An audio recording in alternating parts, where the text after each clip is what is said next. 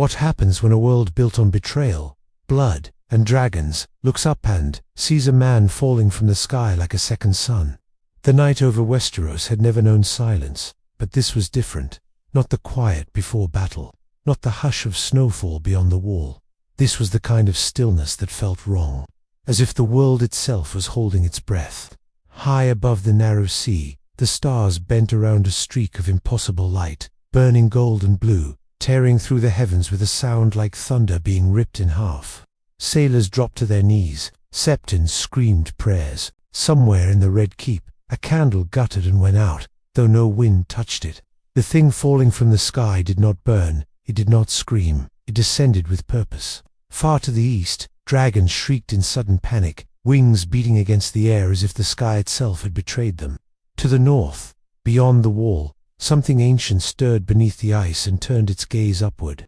And in 1,000 keeps and hovels across Westeros, men and women felt it in their bones, the unshakable certainty that the game they had been playing all their lives had just changed. He struck the earth outside a nameless village in the Riverlands, not with destruction, but with weight. The ground cracked outward in a wide circle, stones lifting, dust billowing, yet no fire followed. When the air settled, the villagers who dared to look saw a man standing at the center of the crater. Cloak torn, armor unfamiliar, chest rising as if he had just surfaced from deep water. His eyes reflected the torchlight like polished steel, not with malice, but with confusion. Clark Kent's Superman had survived gods, monsters, and collapsing universes. But as he listened to the screams, the prayers, the foreign language spilling from trembling mouths, something colder than fear settled in his chest. This world felt wrong. He could hear everything. The distant clash of swords miles away. A child crying behind a wooden wall. Ravens taking flight in terror. But beneath it all was something else, a hum, ancient and oppressive, threaded through the land itself. Magic. Old magic. Old magic. The kind that didn't bend to strength or speed. The kind that watched you back. A man rushed him with a spear, terror driving his steps. Clark caught the weapon gently, the wood splintering in his hand, and the man fell back, staring as if he had struck a god. Whispers spread instantly. Demon, angel, Valyrian, god. Clark tried to speak, to calm them, but the words came out wrong. His voice strange even to his own ears in this place. Before he could explain himself, the sound of hooves thundered in from the road. Soldiers bearing the sigil of a lion surrounded the village with practiced efficiency, blades drawn, eyes sharp with suspicion rather than wonder. At their center rode a tall man in fine armor, golden hair catching the firelight. Jaime Lannister took in the crater, the broken spear, the untouched villagers and, finally, the man who stood calmly among them, hands open, unarmed, utterly unafraid. "What are you?" Jaime asked, half mocking, half wary. Clegg met his gaze and felt it dent, the weight of politics, of power, games, of cruelty dressed as honor. He answered honestly, "Someone who doesn't belong here." That should have been the end of it. A misunderstanding, a skirmish, another strange death in a violent land. But when a nervous soldier loosed an arrow, everything changed. Cliff moved without thinking. The arrow shattered against his chest, splinters raining harmlessly to the ground. Gasps rippled through the men. Jaime's hand tightened on his sword. In that moment Westeros saw the impossible made real. News traveled faster than armies. By dawn, whispers had reached King's Landing. By dusk, they reached Dragonstone. A man who could not be killed. A man who did not burn. A man who stopped steel with his skin.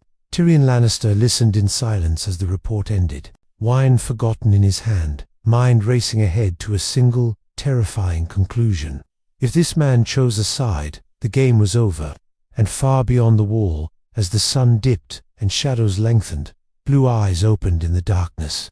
The Night King tilted his head, sensing something new beneath the stars. Something warm. Something dangerous. The sun had entered a world of ice and fire, and it did not yet know what it would cost. What happens when a land forged by lies and crowns realizes the impossible man is not leaving, and must decide whether to kneel, worship, or kill him? By the third day, Westeros no longer whispered his name, but argued over it. In taverns, men swore he was a weapon sent by the gods to punish kings. In septons denounced him as a false light meant to lure souls astray.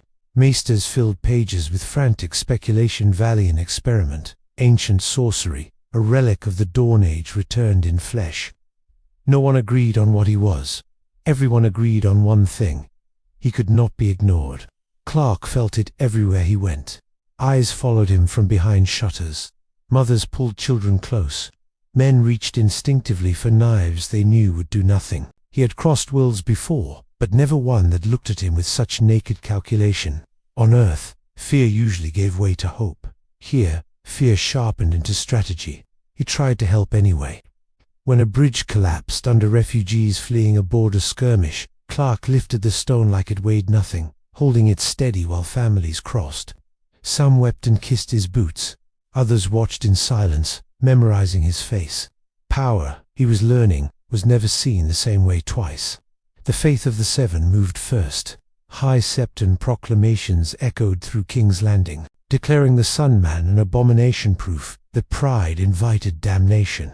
Crowds gathered, not to riot, but to listen. Clark stood at the edge of Flea Bottom as a septon shouted that no man could defy steel unless the gods demanded payment later. Clark wanted to argue, to explain, but the words died when he heard the hunger beneath the sermon. The faith didn't fear him because he was evil. They feared him because he made them irrelevant. In the Red Keep, Cersei Lannister stared at the window as if she could see him through stone. "Find out how he bleeds," she said calmly. "Everything does." Tyrion, for once, had no clever reply. Far away, on Dragonstone, Daenerys Targaryen listened to the same reports with a different expression. Not fear, recognition. She stepped onto the cliffs as Dragon roared overhead, the wind whipping her silver hair, and felt something she had not felt since she first walked into fire. A challenge. "He doesn't burn," Missandei said carefully. Daenerys smiled faintly. "Neither do I." The meeting was inevitable.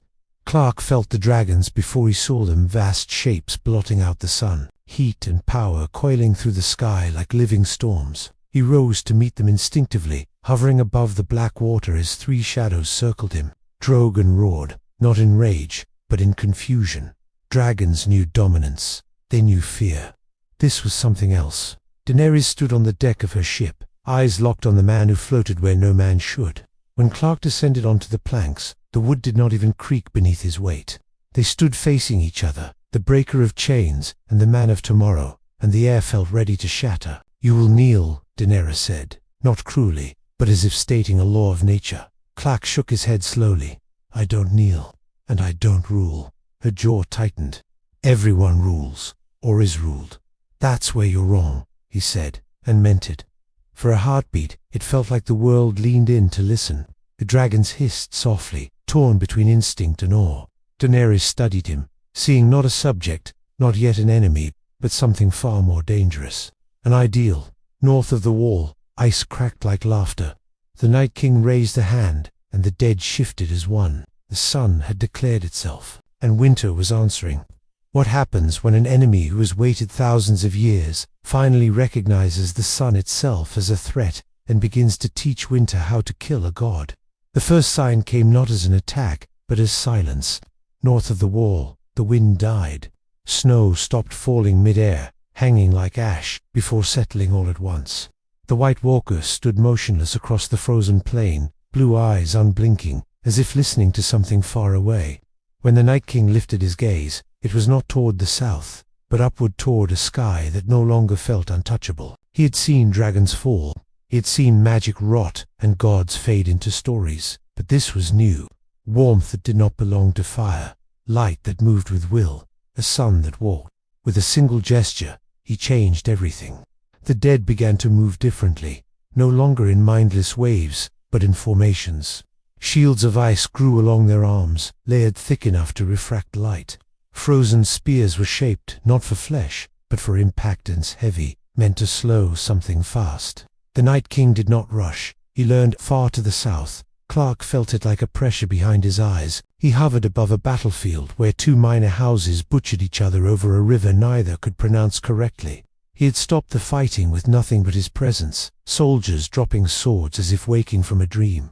But as he listened to their oaths and threats, his thoughts were elsewhere. Something was watching him. Jon Snow stood apart from the others, studying Clark with a mixture of gratitude and unease. He had seen monsters. He had seen men worse than monsters. and he had learned the hard way that miracles came with prices. "You don't belong here," Jon said finally. Clark nodded. "I know. That doesn't stop this place from using you," Jon replied. Before Clark could answer, the sky darkened, not with clouds, but with wings. A raven, black as night, circled once before, landing hard on Jon's shoulder. The message it carried was short, brutal. The dead were moving, differently. They rode north together, past the wall, past the ancient magic that hummed uneasily as Clark crossed it. He felt it then, the wall pushing back, testing him, as if deciding whether he was allowed. For a moment, his strength faltered, just a fraction, enough for Jon to notice. "You felt that?" Jon said quietly. "Yes," Clark admitted, and for the first time since arriving, his voice carried doubt. They found the dead at dawn, an army spread across the ice, endless and silent. At its center stood the Night King, unmoving, patient. When Clark stepped forward, the air itself seemed to freeze. Sunlight struck the field and bent. Ice shields flared with runes older than memory, scattering the light in fractured halos. Clark lunged, faster than sound. His impact shattered a dozen wights instantly. He tore through ranks, heat vision carving paths of steam and fire. But the dead did not break. They adapted. Spears struck his shoulders, his legs, their force magnified by magic. They didn't pierce, but they slowed him. The Night King raised a hand. The sky dimmed. Clouds rolled in unnaturally fast, swallowing the sun. Clark felt it immediately, his strength not gone, but muted. Winter pressed in, not cold, but hunger. The Night King stepped forward at last, eyes locked on Clark, and for the first time, Clark understood. This wasn't a battle, it was a test. When Clark drove the Night King back, the ice beneath them cracked, ancient magic screaming in protest. But when the Night King smiled just barely, Clark felt something far worse than pain, respect.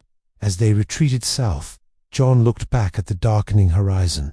"He's learning how to fight you." Clark stared at his hands, still steady, still powerful, but no longer absolute. "And I don't know," Clark said slowly, "how many times this world will let the sun rise." Far away, dragons roared in restless unease as Daenerys felt the cold spread through the land. Gods were choosing sides now, and winter had decided it would not kneel. What happens when the one man who could save the world is warned that saving it might destroy everything it is? The fire crackled low in the hall at Winterfell, shadows crawling along the stone like restless thoughts. Clark stood near the hearth, hands folded behind his back, listening to the wind scream beyond the walls. He could hear the castle breatheward contracting in the cold, distant footsteps. The murmur of soldiers who didn't yet trust the man sleeping under their roof. Jon Snow watched him from across the room. "You stopped a war today," Jon said finally. "Two houses would have slaughtered each other without you." "That's good," Clark replied. "Isn't it?" Jon's expression didn't change. For today, Clark turned. He had faced gods who lied with smiles and monsters who told the truth with fists. Jon Snow did neither. That unsettled him more than the Night King ever could. "This world," Jon continued, "doesn't break because it lacks heroes.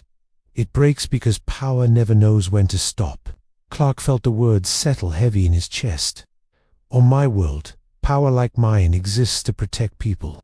And here," Jon said quietly, "power like yours makes people stop choosing for themselves."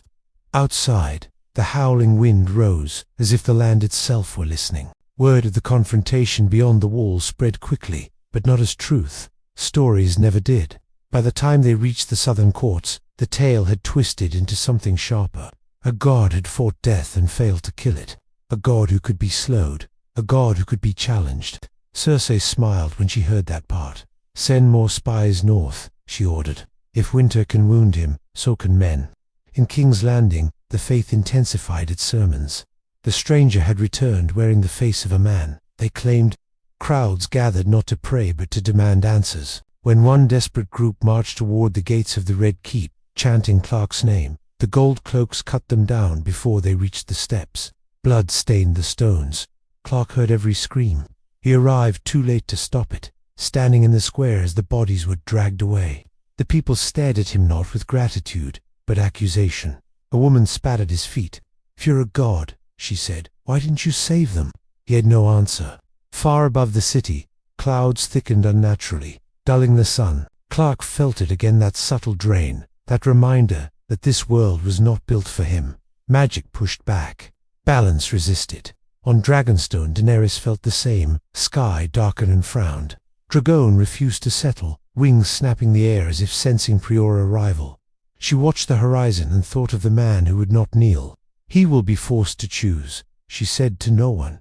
They always are. North a wall groaned, ancient spells straining as the dead pressed closer. The Night King watched from afar, patient, as storms gathered strength. Winter was learning restraint, learning timing. At Winterfell, Jon stood on the battlements beside Clark, snow dusting their cloaks. "You can't save everyone," Jon said. Clark looked out at the darkening land. "I know."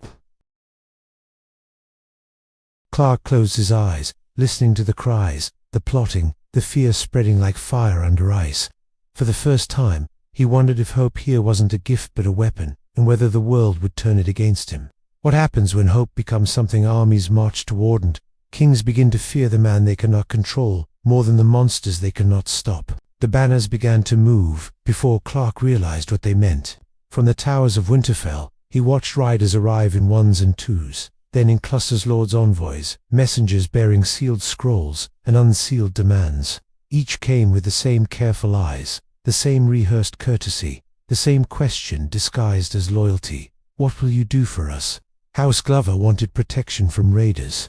House Mormont wanted his presence at the front lines to rally men who no longer believed steel could win wars.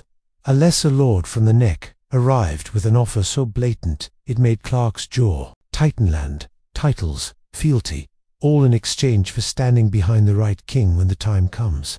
Clark refused them all, not angrily, not loudly, just firmly. He spoke of people, not banners, lives, not thrones, and every refusal landed like an insult. Jon watched the pattern form with growing unease. "They don't hear what you're saying," he told Clark after the last envoy left. "They hear what you're not." "What am I not saying?" Clark asked. "That you won't stop them," Jon replied. "Only that you won't rule them." The distinction mattered less than Clark wanted it to. South Daenerys' fleet cut through dark waters toward Dragonstone, dragons screaming overhead like living heralds. Reports from the north had hardened into certainty. The sunman would not bow. That made him dangerous. Not because he was cruel, but because people would follow him without chains. That night, she dreamed of fire dimmed by frost, of a man standing between her dragons and a wall of ice that refused to melt. She woke with her hand clenched around the bedpost, heart racing. "He is not my enemy," she whispered to herself. But the thought rang hollow. In King's Landing, Cersei received a different kind of report. A maester spoke nervously of old texts of the long night, of champions made of light, of magic that balanced magic. Cersei waved it away. "Everything bleeds," she repeated. "Find me proof." The proof came sooner than she expected. On the King's Road, a band of mercenaries ambushed a caravan of refugees under Clark's watch. He intervened instantly, disarming them in seconds. But when their leader, cornered and terrified, hurled a vial of wildfire, Clark reacted too late to stop the explosion. The fire burned green and hungry, fueled by magic as old as the city that birthed it. Clark shielded the refugees with his body, flames licking harmlessly over his skin, but when the smoke cleared, he staggered. Just once. The mercenaries fled screaming, but the people saw only that moment, the stumble, the breath he took as if it mattered. Magic had touched him. That night, whispers grew sharper. If he could be slowed, he could be planned for. If he could be planned for, he could be used. North of the wall, the Night King felt the same tremor of truth ripple through the land. His head tilted, frost forming in the air around him as he considered the image of the sunman staggering beneath green fire. Yes, the silence seemed to say, "You can be hurt." At Winterfell, Clark stood alone in the snow, staring at his reflection in a frozen basin. Not wounded, but changed.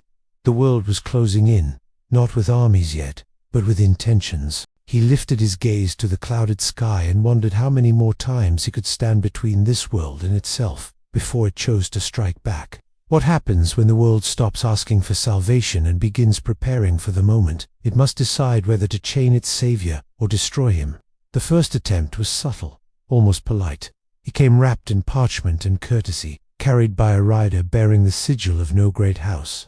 The letter thanked Clark for his protection, praised his restraint, and ended with an invitation on offer to meet neutral envoys in the Riverlands to discuss coordination against the coming winter. Jon read it once, then again, and handed it back without comment. "It's a trap," Jon said. Clark didn't argue. He could hear the heartbeat of the rider waiting outside, steady but sharp with anticipation. "They're afraid," Clark replied. "Fear makes people cautious before it makes them cruel." Jon looked at him. "In Westeros, it skips the first step." Clark still went. The meeting place was an old stone sept, half-ruined, surrounded by bare trees clawing at a grey sky. Representatives waited inside lords without banners, sellswords pretending to be diplomats.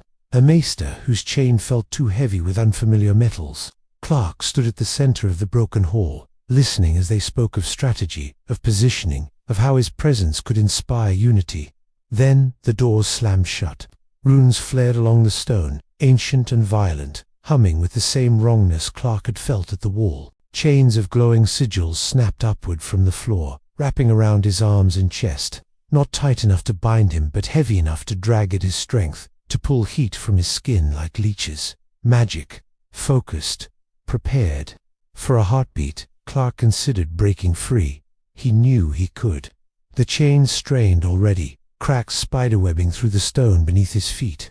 But beyond the walls, he heard terrified heartbeats, servants, guards, people who believed they were doing what was necessary to survive. If he fought, they would die. So he stood still. The envoys watched in awe and terror as the light around him dimmed. "It works," one whispered. The stories were true. Clark met their eyes. "This isn't who you want to become." They didn't answer. They fled instead, leaving him bound in the cold silence of the sept until Jon arrived, blade drawn, fury sharp in his gaze. "They tried to cage you," Jon said. Clark tore the chains apart effortlessly now that no one was watching. The magic screamed as it broke, echoing through the trees like a dying thing. "They're going to try again," Clark replied. "And next time, they won't care who gets hurt." Word of the attempt spread faster than the truth. By the time it reached the great houses, the story had become something else entirely. The Sunman had been captured. The Sunman had nearly fallen. The Sunman was not invincible. Cersei laughed when she heard. "Good," she said. "He's becoming real." On Dragonstone, Daenerys was less amused. She felt the shift in the air, the tightening of fate. "They will try to break him," she said, "and when they fail, they will beg him to rule." Missandei watched her carefully, and if he refuses, Daenerys' eyes hardened.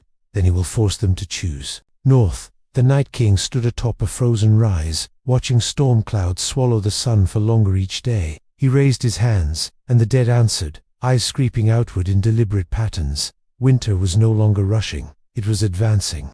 At Winterfell, Clark stood alone on the battlements as snow began to fall in earnest. He had stopped wars, saved lives, broken chains, but now the world was building new ones, not out of fear of monsters, but fear of him. Jon joined him, staring into the white horizon. "You still think you can protect this place without changing it?" Clark's jaw tightened. "I don't know." Below them, horns sounded in the distance, long, low, and wrong. Not a call for battle yet, a warning. Winter was coming faster now, and Westeros was running out of patience with its sun. What happens when the storms of winter collide with the fires of Dragonstone? The world realizes that even gods may not be enough to hold the balance. The air above Dragonstone shimmered with heat and tension. Dragons circled Clark, wings slicing the wind with a speed and power that seemed to challenge even him. Behind Clark, Jon Snow and a handful of northern scouts stood on the rocky shore, eyes wide with awe and fear. They'd seen dragons before, but never one moving with hesitation. We'd never one that seemed to question whether the man in the sky was friend or foe. Daenerys approached the cliff's edge, her cloak whipping like a banner of challenge. "You've changed the way people think about power," she said quietly, almost to herself. "Even dragons are confused by you." Clark met her gaze. "I don't seek control. You don't need to seek it," she replied. "They will follow anyone who shows strength, and you've shown it more than anyone else in this world." The sound came first as a whisper, then a roar, then a ground-shaking vibration that made stones jump from the cliffs. North of the wall, the Night King had moved again, but this time differently. His army of the dead split and formed patterned shapes, that mirrored the dragons above, wings, claws, impossible geometries that twisted the air with dark intent. The first attack came from the skies. Ice flew as a fractured undead dragon dove from the clouds, spitting freezing mist that struck the waves with explosive impact. Clark moved faster than thought, catching the creature mid-air, its weight and cold pressing against him. Clevan hissed, circling tighter, as if trying to claim the threat. Daenerys stepped forward, raising her hand to call her dragons. "Fight with me." Clec did not answer. His focus was not on the dragons. They were alive, powerful, and willful, but on the pattern the Night King had created. Every movement, every strike, every shape of ice in the sky told a story. He realized that this was no mere attack. It was a lesson. Jon's voice cut through the roar of battle. "He's learning from you." Clark nodded grimly. "And I have to teach him back." Fire and frost collided across the horizon. Heat vision met, ice breath. Claws clashed with the strength of a man who had never known fear.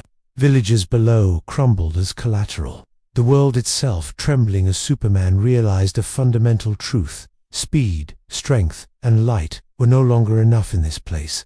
Magic bent reality in ways he could barely anticipate, and the Night King was not just testing him, he was adapting. Drogon dove at an undead dragon again, teeth flashing, wings slicing the sky. Clark intercepted mid-air, his hands on its scaled body, holding it steady while fire and frost tangled like knives across his vision. The dragon screamed, and in pain, but in frustration. He could hear it thinking, struggling against instinct and awe. Below, Jon saw what Clark understood even without words. This war would not be won with strength alone. This was a contest of wits, instinct, and adaptation.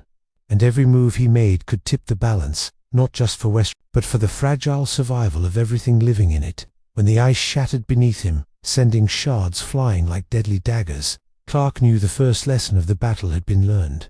The Night King could not be rushed. He could not be fought traditionally. He had to be anticipated, understood, and most terrifyingly respected. And as the wind carried the first snow of the coming winter over Dragonstone, Clark realized this world was more dangerous than he had imagined. Not because it had dragons or monsters, but because it would challenge the very idea of what it meant to be a savior. What happens when alliances falter, trust fractures, and the very people Superman hopes to protect begin to doubt him? Winterfell was tense long before dawn. Soldiers moved with deliberate caution, whispers of fear and awe spreading faster than any formal orders. Clark had stopped raids, prevented skirmishes, and saved hundreds of lives, yet the gaze of those he had protected carried suspicion now instead of gratitude. Even in a land of constant betrayal, this felt different. He was no longer a man, no longer a protector. He had become a question they did not want answered. Jon Snow paced the battlements beside him, cloak heavy with frost. "They look to you for miracles," he said, voice low, "but they're afraid of the cost." Clec's jaw tightened. "I don't want to rule them. They'll decide whether you do anyway," Jon replied, his breath misting in the cold air. "The moment someone doubts you, the moment someone thinks you can be turned, they will try." And they did.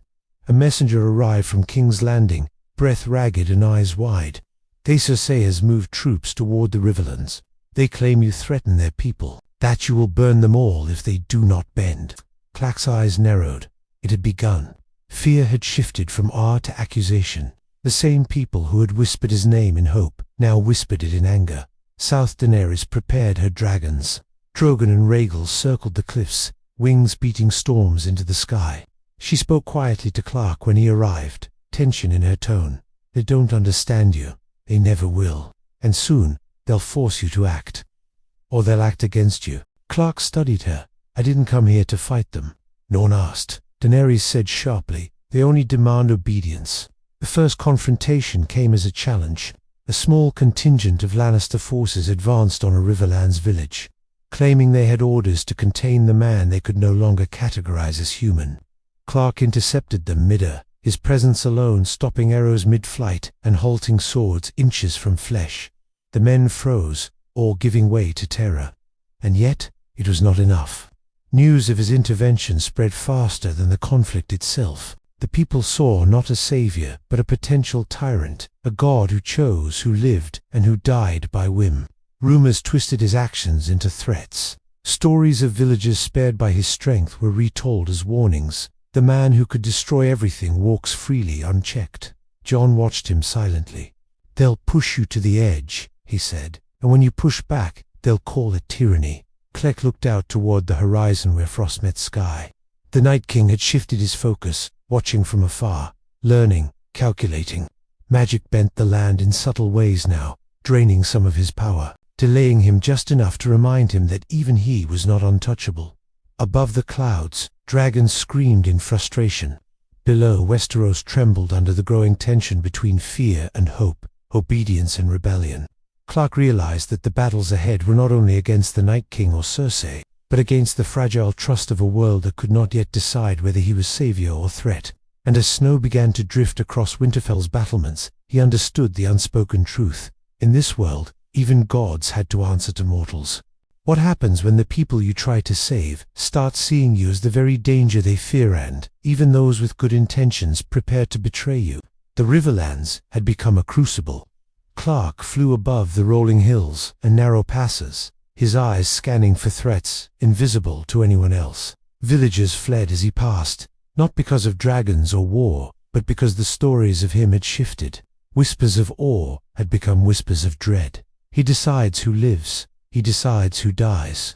Jon Snow rode beside him on horseback, cloak whipping in the wind. "They're not ready to understand you," he said, voice tight. "And some of them will try to control you." Clegg did not answer. He had seen the first signs of that already envoys arriving under the pretense of diplomacy, bringing gifts and offers, each laced with veiled threats. Even good intentions carried strings, and if he refused, lives were always the cost. Daenerys arrived mid-afternoon, Drogon descending in a whirl of fire and wind. Her silver hair glinted like molten steel in the sun. "The Lannisters are not the only ones preparing," she said.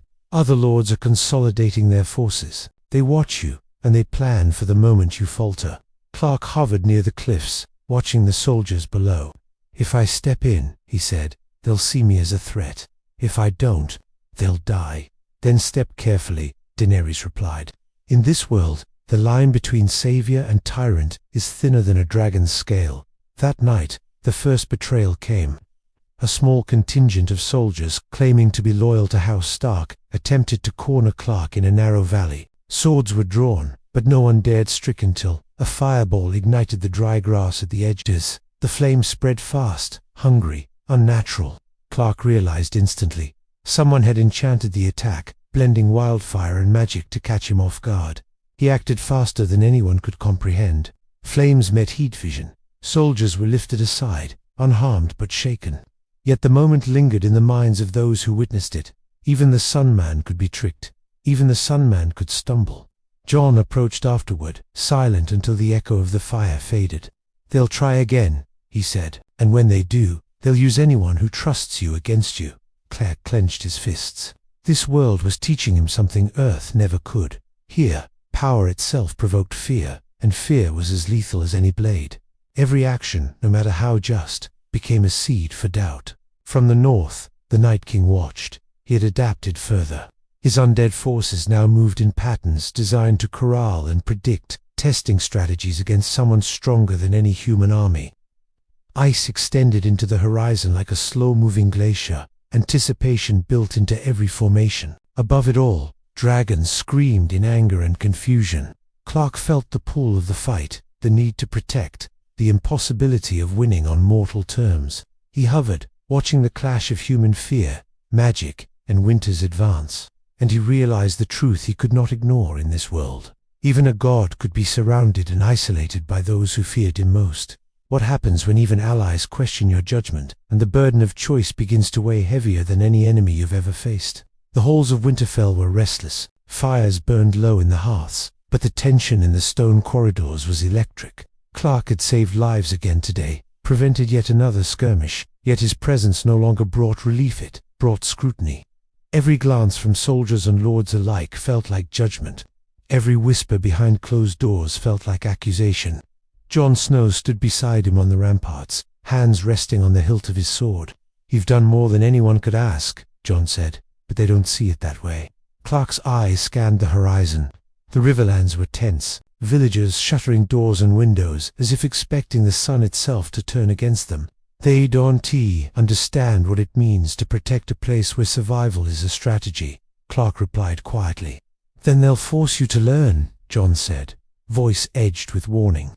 The first confrontation came from the south. A band of mercenaries, hired by a coalition of minor lords fearful of Clark's influence, advanced on a town he had been watching. Swords drawn, eyes wide with terror and calculation. Clark intercepted them mid-air, moving faster than thought, halting arrows and swinging weapons as if they were made of paper. Yet it was not enough to calm suspicion.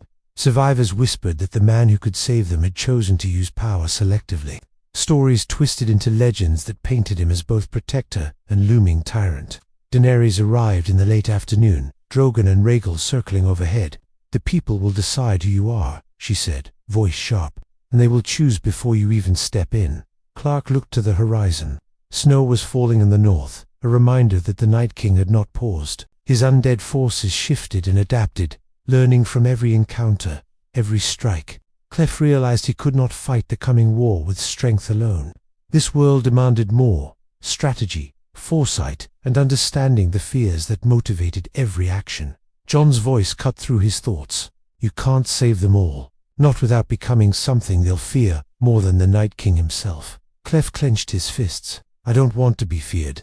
Then you'll need to make them believe you can be trusted, Jon said. And that means showing them you understand their world, its rules, its limits, its cruelty. Even as they spoke, the ground trembled faintly. The Night King's presence was a shadow across the land, ice stretching southward in deliberate arcs. The undead were learning, adapting, predicting. Clark felt the first real weight of limitation pressing against him. Not unstoppable, not invincible, just a force facing a world that refused to bend fully to power. And as night fell, the dragons roared above, restless and impatient. Clark realized the coming days would test him not in strength, but in judgment, patience, and moral resolve.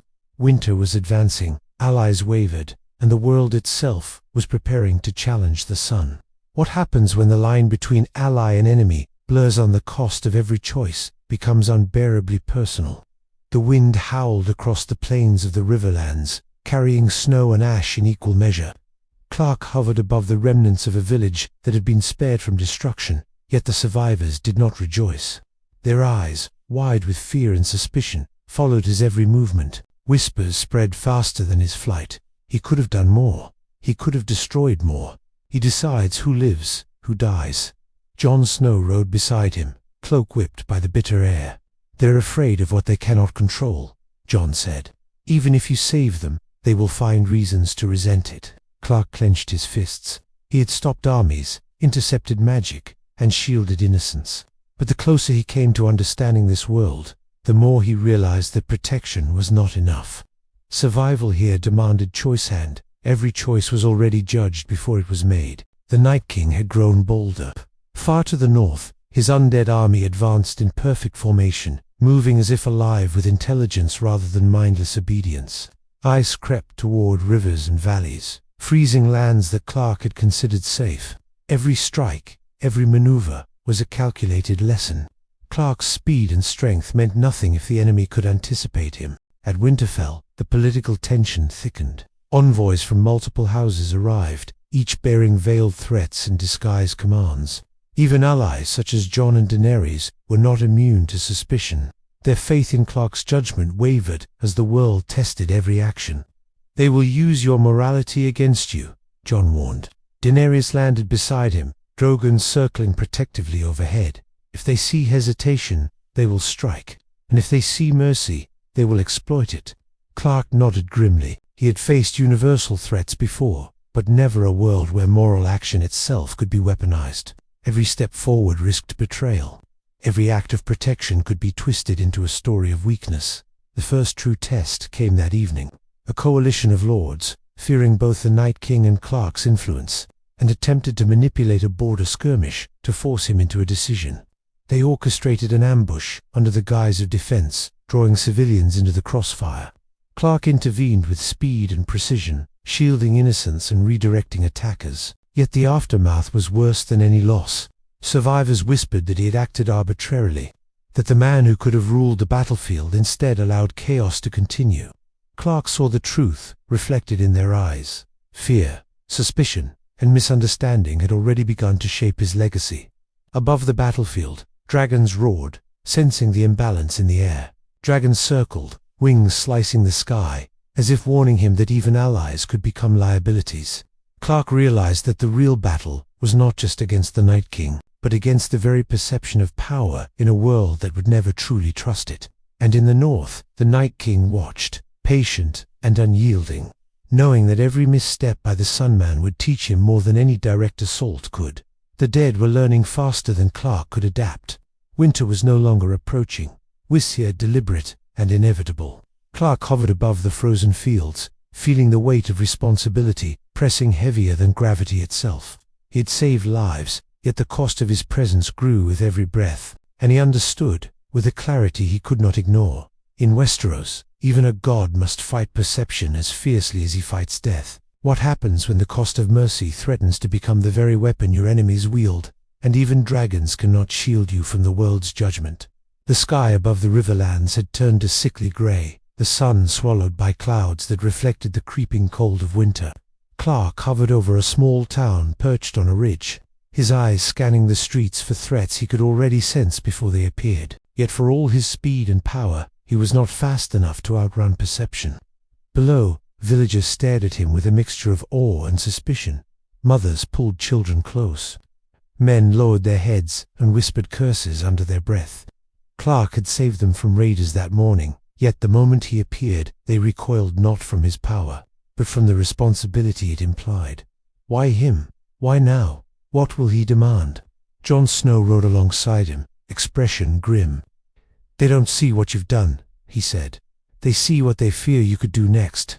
Cleck's jaw tightened. "They don't understand that I can protect them without ruling them." "They don't understand much in Westeros," Jon said.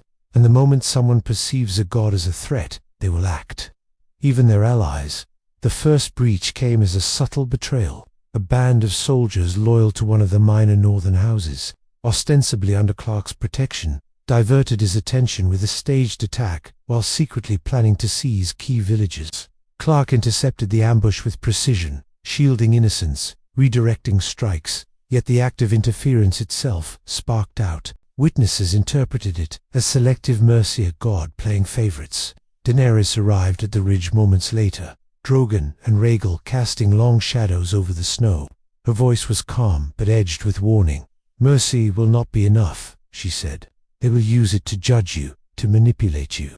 And when the Night King strikes, they will blame you if they die." Clark's eyes swept over the horizon, where frost began to creep further south.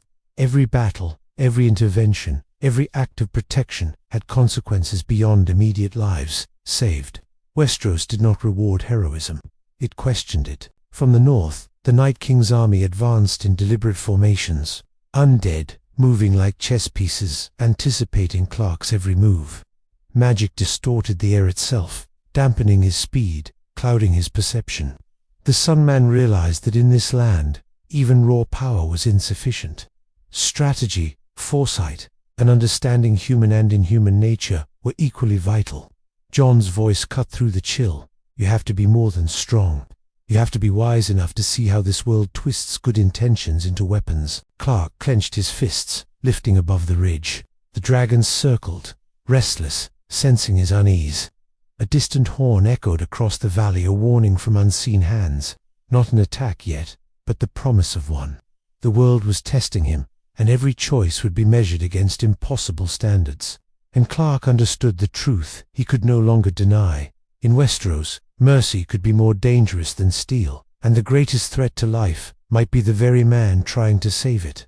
What happens when even the strongest light can be dimmed, not by force, but by doubt, deception, and the weight of impossible expectations? The cold had grown sharper. The wind carried not just snow, but whispers of rebellion, fear, and mistrust. Clark hovered above the northern valleys, feeling the chill gnaw at his senses in a way that was more than physical. The land itself seemed to test him, bending perception and magic into subtle traps.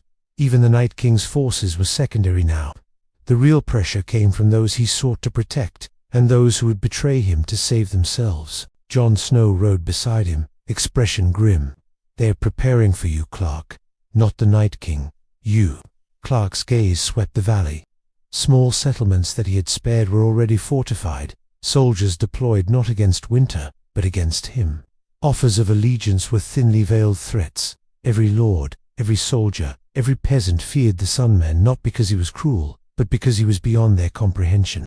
Far to the south, Daenerys felt the tension tighten like a drawn bow. "They will turn on him," she said softly to Missandei, "long before the Night King even reaches their walls." Clark understood. Every action, no matter how just, carried consequences. Every rescue, every intervention, was rewritten in whispers and rumors. And as the snow thickened, he could sense the Night King moving with a purpose far beyond attack study, adaptation, and patience. Winter's army no longer merely sought destruction. It sought understanding. The first true test came when a contingent of mercenaries, claiming loyalty to House Stark, but secretly influenced by southern lords, attempted to corner Clark in a narrow pass. He moved faster than the eye could follow, disarming them and saving civilians. But the act was twisted into perception, favoritism, selective protection, a god who played judge over lives he did not own. Jon dismounted beside him, voice low.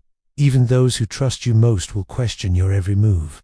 They'll whisper about what you could do, not what you have." Clef clenched his fists, scanning the valley. He had faced cosmic threats, invincible beings, and collapsing worlds. Yet Westeros challenged him in a way nothing else had, by turning perception into a weapon sharper than any blade.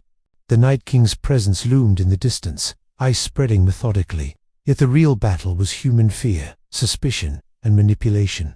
Above, the dragons roared, sensing his conflict. Drogon and Rhaegal circled, wings slicing the clouds like living shadows, impatient with the delay. Clark realized that the coming days would not test his strength, they would test his judgment, restraint, and the limits of trust in a world that could not understand him.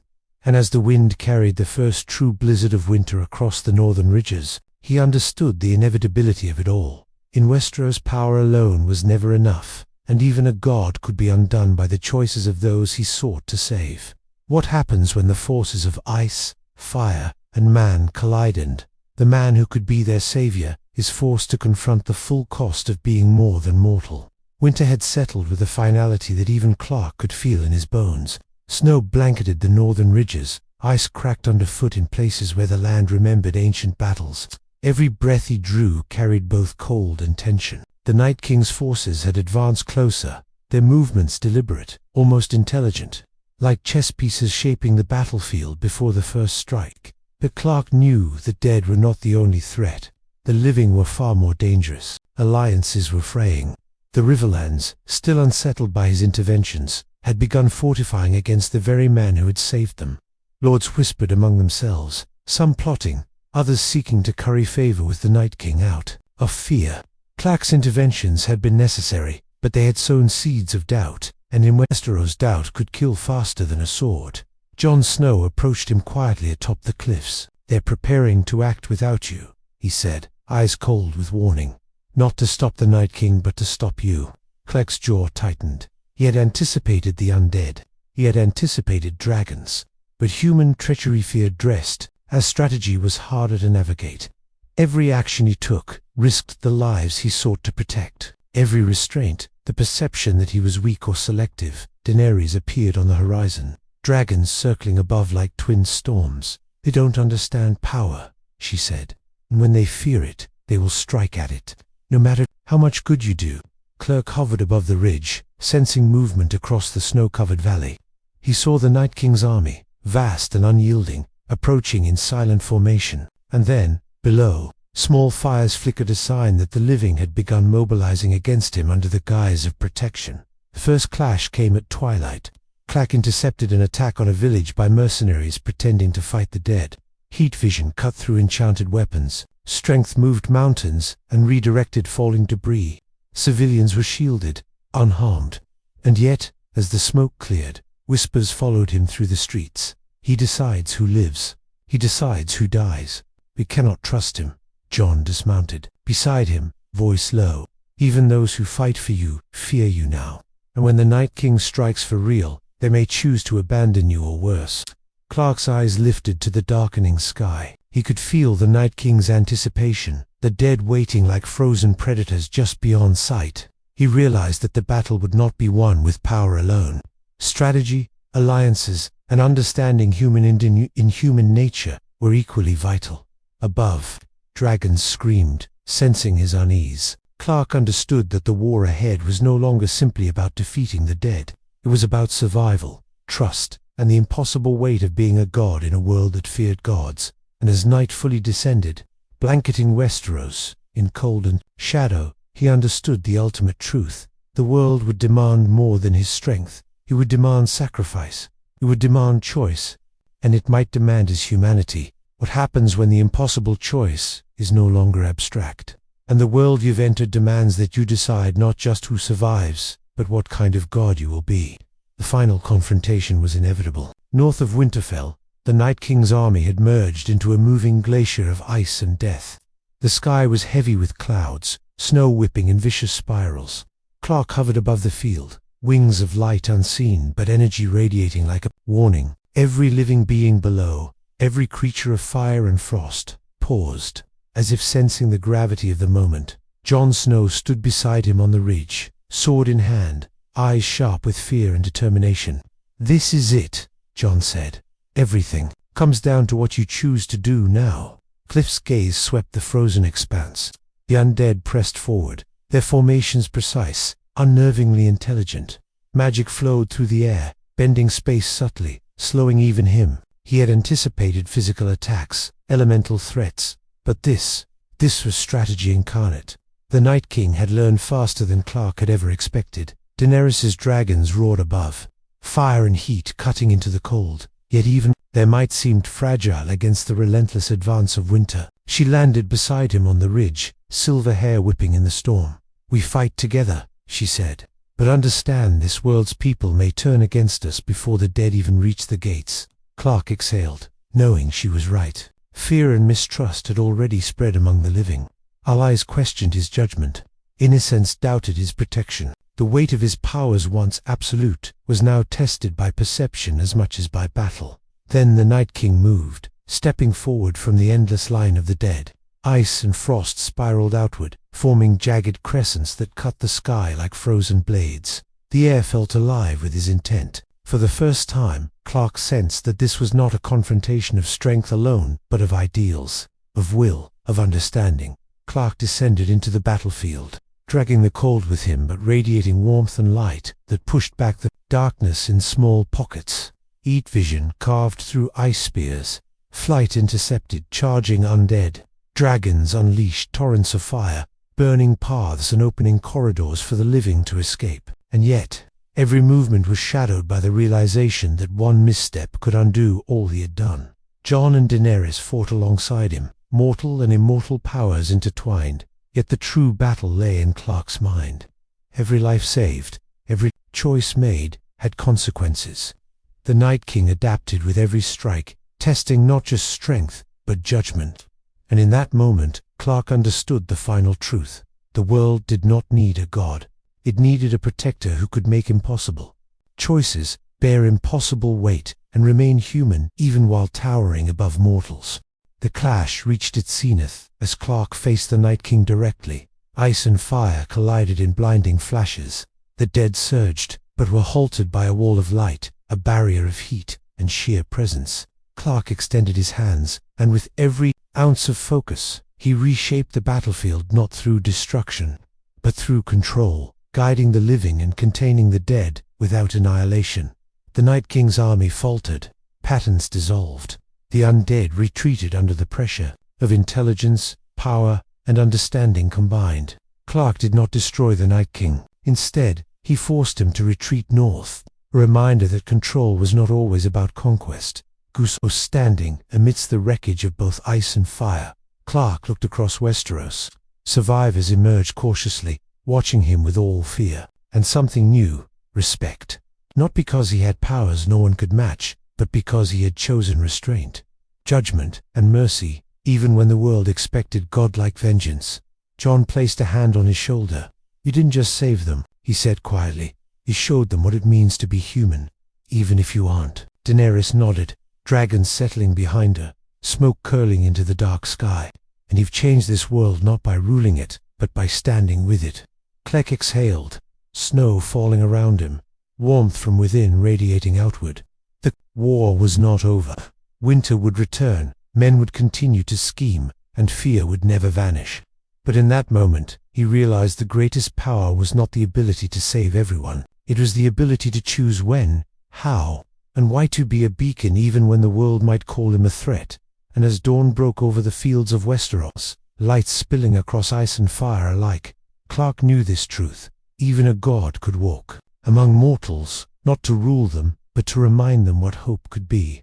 The story of Superman in Westeros is more than a tale of power and destruction. It is a meditation on responsibility, perception, and the fragile line between godhood and humanity.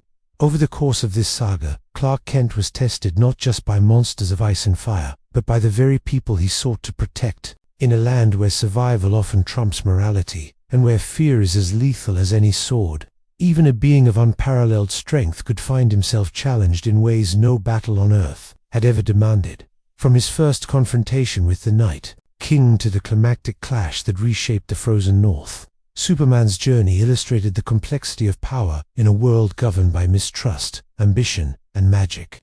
His strength alone was insufficient.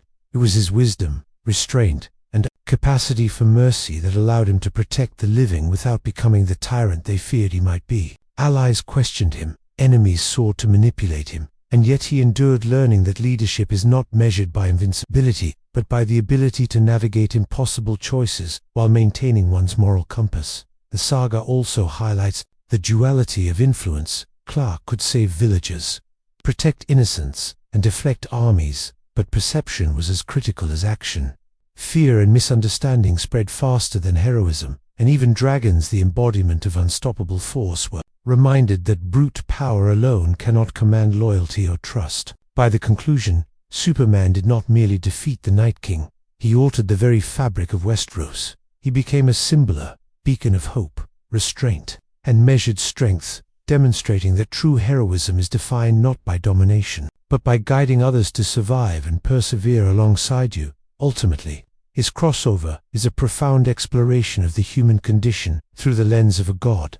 It asks, what does it mean to intervene in a world that operates on rules alien to your own? How does one wield limitless power responsibly when every decision carries the weight of life and death? And most importantly, can even a god remain human in a land that tests morality at every turn? Superman's journey in Westeros concludes, not with absolute victory, but with the understanding that influence, compassion, and moral courage are as formidable as any superpower. In a land of dragons, ice, and unyielding ambition, he has shown that even the greatest of beings must earn trust, navigate fear, and act with wisdom, reminding both the people of Westeros and the audience that heroism is defined by the choices we make, even when the world does not understand them. In the end, Superman did not simply survive Westeros, he reshaped it, proving that the measure of a god is not how much power he wields, but how wisely he wields it and how many lives he uplifts along the way.